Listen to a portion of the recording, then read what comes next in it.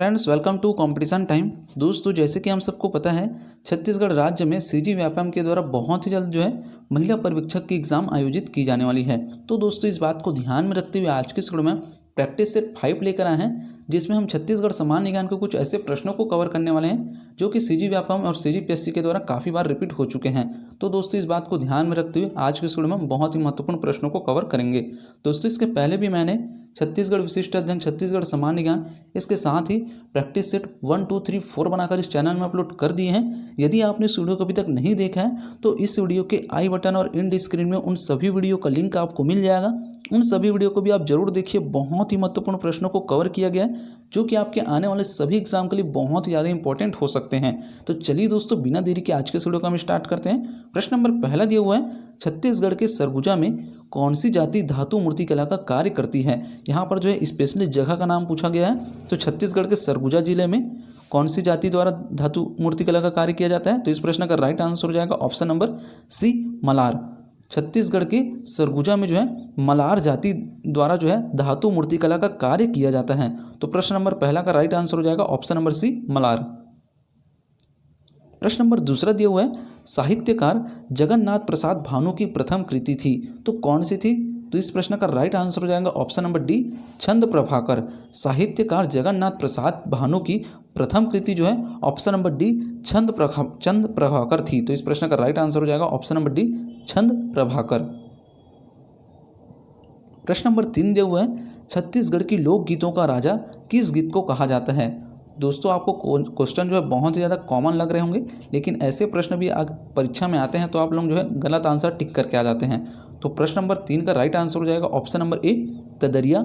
छत्तीसगढ़ की लोकगीतों का राजा तदरिया को कहा जाता है। तो प्रश्न नंबर 3 का राइट आंसर है ऑप्शन नंबर ए, तदरिया। चलिए दोस्तों बढ़ते हैं अगले प्रश्न की ओर। प्रश्न नंबर 4 दिया हुआ है, निम्नलिखित में से कौन भरथरी गायन के लिए प्रसिद्ध है। तो कौन है भरथरी गायन के लिए प्रसिद्ध है। तो इस प्रश्न का राइट आंसर हो जाएगा option number B, Shrimati Surajbai Khande. दोस्तों यहाँ पर पूछा गया है कि भरथरी गायन के लिए, तो आपको याद रखना है भरथरी गायन के लिए सूरजबाई खांडे प्रसिद्ध है।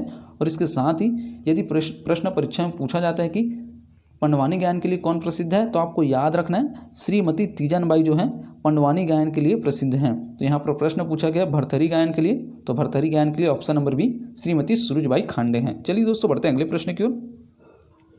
प्रश्न नंबर 5 दिया हुआ है, किस जनजाति के युवा गृह को गीतू ओना कहा जाता है। तो कौन सी जनजाति के युवा गृह को गीतू ओना कहा जाता है। तो इस प्रश्न का राइट आंसर हो जाएगा option number C, Birhor. Birhor जनजाति के युवा गृह को गीतू ओना कहा जाता है। तो दोस्तों जनजाति से प्रश्न परीक्षा में पूछे ही जाते हैं। जनजाति वाले चैप्टर बहुत ही ज़्यादा इंपॉर्टेंट है, यहाँ से एक ना एक प्रश्न परीक्षा में आते ही हैं। तो प्रश्न नंबर 5 का राइट आंसर है ऑप्शन नंबर सी। चलिए दोस्तों बढ़ते हैं अगले प्रश्न की ओर। प्रश्न नंबर 6 दिया हुआ है, खम स्वांग किस जनजाति के द्वारा किया जाता है। ये भी प्रश्न बहुत ही ज़्यादा इंपॉर्टेंट है। तो इस प्रश्न का राइट आंसर हो जाएगा ऑप्शन नंबर ए, कोरकू। खम स्वांग कोरकू जनजाति के द्वारा किया जाता है। प्रश्न नंबर 7 दिया हुआ है, छत्तीसगढ़ी लोक साहित्य का अध्ययन के रचनाकार कौन हैं। तो कौन है। तो इस प्रश्न का राइट आंसर हो जाएगा option number C, Dayashankar Shukla ji हैं। छत्तीसगढ़ी लोक साहित्य के अध्ययन के रचनाकार option number C, Shri Dayashankar Shukla ji हैं। चलिए दोस्तों बढ़ते हैं अगले प्रश्न की ओर। प्रश्न नंबर 8 दिया हुआ है, ठोकू विवाह किस जनजाति में प्रचलित है। ये भी प्रश्न बहुत ही ज़्यादा इंपॉर्टेंट है, काफ़ी बार रिपीट हो चुका है। तो ठोकू विवाह कौन सी जनजाति में प्रचलित है। तो इस प्रश्न का राइट आंसर हो जाएगा ऑप्शन नंबर बी, कोरवा। ठोकू विवाह मुख्य रूप से कोरवा जनजाति में प्रचलित है। चलिए दोस्तों बढ़ते हैं अगले प्रश्न की ओर। प्रश्न नंबर 9 दिया हुआ है, छत्तीसगढ़ प्रदेश में ग्रीष्म ऋतु में चलने वाली हवाएं कहलाती है। तो क्या कहते हैं हम। तो इस प्रश्न का राइट आंसर हो जाएगा ऑप्शन नंबर डी, लू। छत्तीसगढ़ प्रदेश में ग्रीष्म ऋतु में चलने वाली जो गर्म हवाएं होती है उसको हम लू कहते हैं। प्रश्न नंबर 10 दिया हुआ है, किस योजना के माध्यम से नरवा, गरुआ, घुरुआ और बाड़ी का अभियान छत्तीसगढ़ शासन द्वारा किया गया है। तो कौन सी योजना के माध्यम से किया जा रहा है। तो इस प्रश्न का राइट आंसर हो जाएगा ऑप्शन नंबर डी, सुराजी गांव योजना। ये भी प्रश्न बहुत ही ज़्यादा इंपॉर्टेंट है, काफ़ी बार परीक्षा में आ चुके हैं। तो सुराजी गांव योजना के माध्यम से नरवा, गरुआ, घुरुआ और बाड़ी का अभियान छत्तीसगढ़ शासन के द्वारा किया गया है। तो इस प्रश्न का right answer option number D. अगला प्रश्न दिया हुआ है, छत्तीसगढ़ गोधन न्याय योजना किस तिथि को प्रारंभ हुई।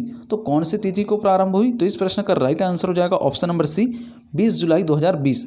ये भी प्रश्न जो है परीक्षा में 2 से 3 बार आ चुका है। छत्तीसगढ़ गोधन न्याय योजना जो है 20 जुलाई 2020 को प्रारंभ हुई। तो इस प्रश्न का राइट आंसर है ऑप्शन नंबर सी, 20 जुलाई 2020।